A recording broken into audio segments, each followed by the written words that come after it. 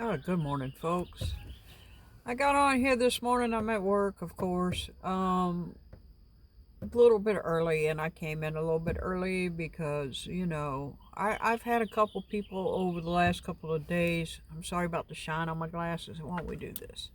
How's that? Um, and they came to me and they said, you're kind of an inspiration to us to get up off the couch. And I have to say, I appreciate that comment, but I have to point you to people that are my inspiration. So if you want to see somebody who I think is an inspiration to everybody around them, I think you need to look at Appalachia Homestead with Patera. Uh, I don't agree with everything she says. Don't get me wrong. And sometimes she has a little bit of an attitude. But that being said, I have a lot of respect for that woman. Okay? Uh, Another person I follow is Prepper Nurse One. Uh, I followed him now going on 2.5 years. And I've seen him start up a new homestead. Uh, he's got a lot of respect from me. He really does. Another inspiration for me would be Gray Man Prepping. That's another channel I watch. Also very inspirational. And the one that I got to give kudos to because I don't know how he does it. And honestly, I wish we had more men like him in this country is Bear Independent. Now I don't agree with everything they all say. I want to be clear about that. I have my own brain. Uh, but if you want to get inspiration on how to prep and really how to get into homesteading and how to get up off the couch, I really think that you cannot go wrong watching those channels. Now, I also like Prepper Nation. I think he's pretty cool dude. But I'm going to tell you a story, and it's going to sound absolutely unbelievable. But it's absolutely what happened to me. Back in 2002, I was on welfare. I had two children, one of them by a live-in boyfriend who tried to basically um, take over everything in my life, and that didn't work out. Okay, and so he went his way, I went my way, and we have a child by that situation. Anyway, so I have a 6-year-old and a 2-month old in the house, and here I am trying to just find work and put food on the table and keep the lights on, right? I'm living at that time, I'm living in my grandmama's old trailer. And when it rained really hard, it leaked. Okay. And in the winter, the only heat was the oven in the kitchen. So we would have to drape blankets and close off the living room and the kitchen to, keep the heat in there. Um, so we had this guy that would come through that neighborhood, and his name was Clarence. I know it's a crazy name, right? Crazy name. Anyway, Clarence would sell newspapers that were a day or two old. And if you wanted the Sunday paper, you would get the Sunday paper on Tuesday or Wednesday, and it cost you 25 cents. And if you wanted the Monday paper on Tuesday or Wednesday, it cost you a dime, right? Well, Monday, me and my son were out in the parking lot out by Big Lots, and they, Big Lots, Dollar Tree, a little small strip mall, and we were walking through the parking lot, seeing what change we could find. Maybe pick up some soda cans here and there, go turn them in. And that's what we were doing when we found $1. Now, some of you are going, oh, well, you found $1, big deal. For me, that was a big deal, okay? This will just tell you how poor we were, okay? That was a really big deal because that meant we were going to eat for the week.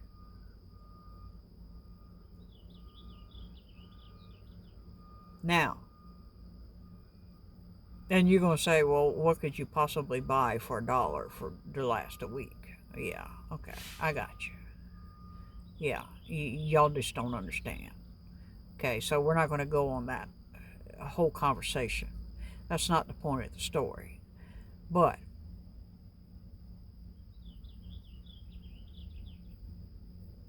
the point of the story is Clarence came through.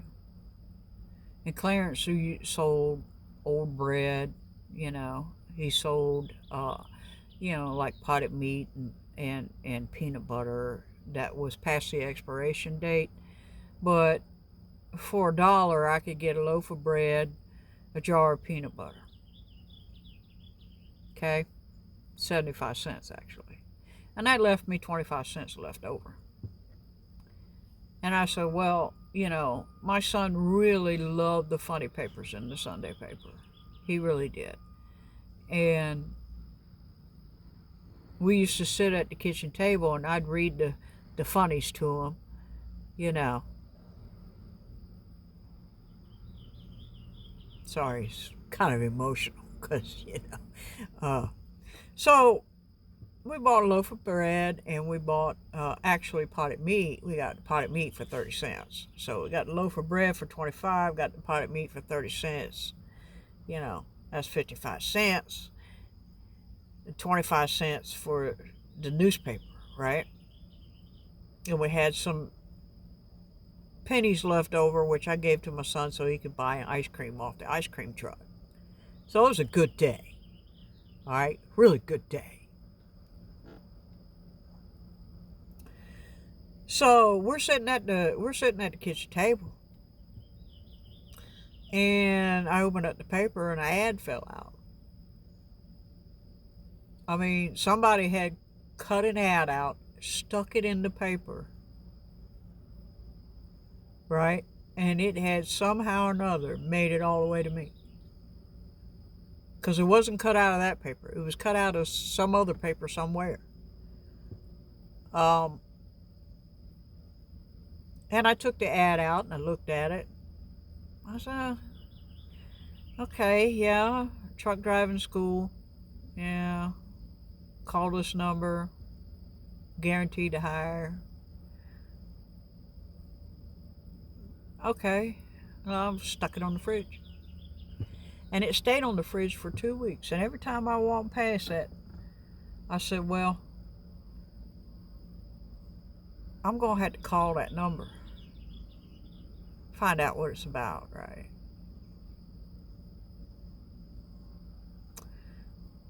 It took me 2 weeks to make that step. What I'm telling you is, if I hadn't made that step, I probably wouldn't be here now. Because I probably would have went back to what I had been doing prior, and I wouldn't be here now. Okay?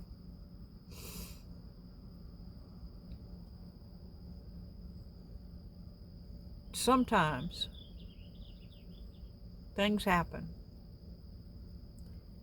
to put you where God knows you need to be. Now, to say that my life has all been puppy dogs and roses since is absolutely wrong. But to say that it has improved 150% is absolutely right. You see, I went from not knowing if I was going to eat that week to owning my home. Now, basically the bank owns it, of course. But you can't go through something like that without it affecting you.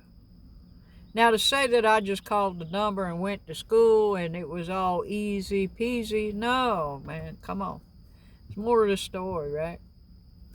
I ended up I called the number, I found out I needed to get $150 up, which for me at the time was kind of equivalent of in today's society, of getting $250,000. But I determined that I needed to do something to improve my children's lives. Because at the time, I had the 6-year-old and a newborn. I mean, she was like a month and a half, 2 months old. Now, I found out that Labor Ready was hiring, and they were hiring for people to drive cars onto cattle cars at the Ford plant. And, you get paid cash for the day. So since I was already doing Labor Ready a couple days a week, because I had to pay lot rent, right? I had to pay electric bill, right? Oh, and no child support. Okay? Nobody helped me. I got $35 a month food stamps. That's it. That's what I got. Now you tell me how I'm going to feed 2 children on that. So when I tell you that coming up with $150 is like coming up with $250,000, I mean, that's what it was like. But I knew I had to do something to change. And so I went to work, and I worked 72 hours straight. And I got $168. It's the most money I'd had in my hands since I was in the Army.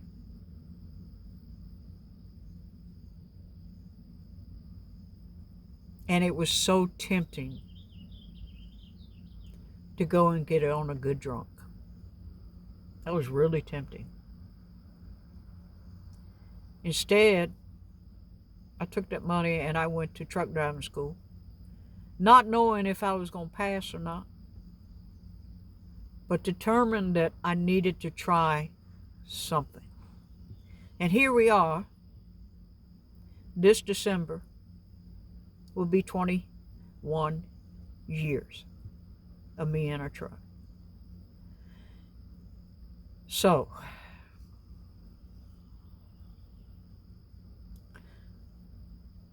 that's my story of how I got to where I am now. Hasn't been easy. There's been rough patches here and there.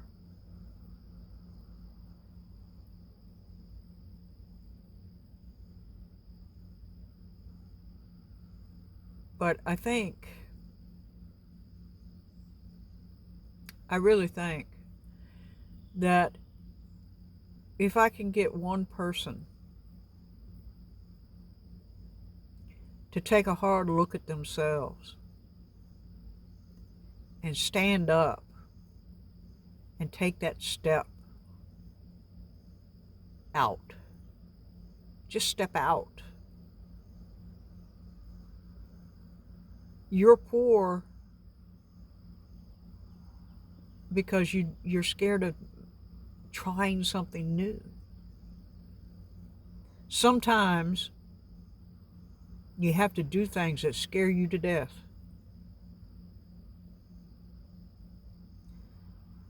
But the rewards at the end of it are well worth you being scared to death. Yeah. And I don't have everything right.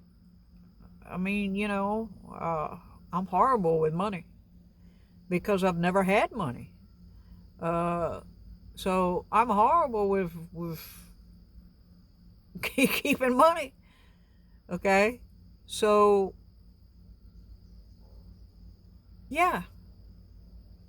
I just thought I'd share that with you today.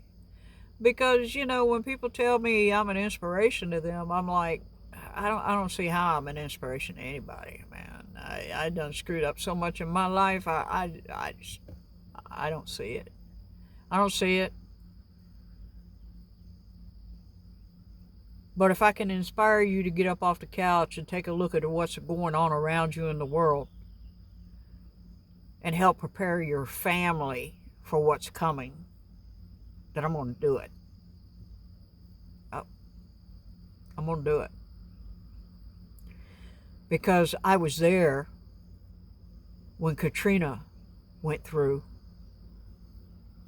I had to take water down there and sit there for 24 hours.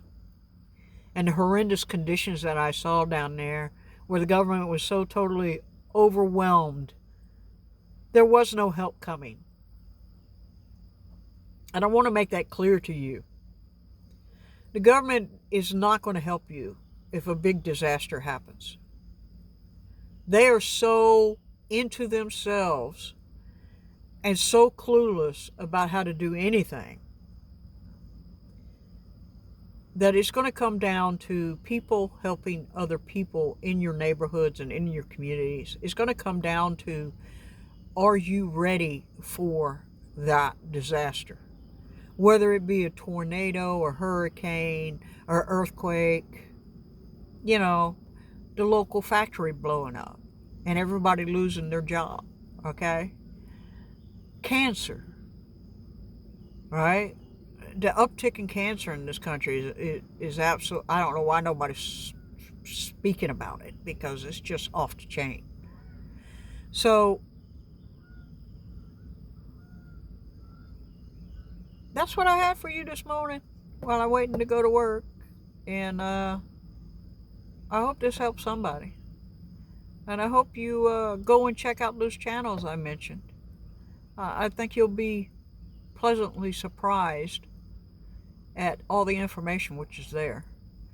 And I think they put it through a lot better than I can. I just wanted to give you an idea of where I come from and maybe help get that one person up off the couch. Okay, gotta go. Bicycle.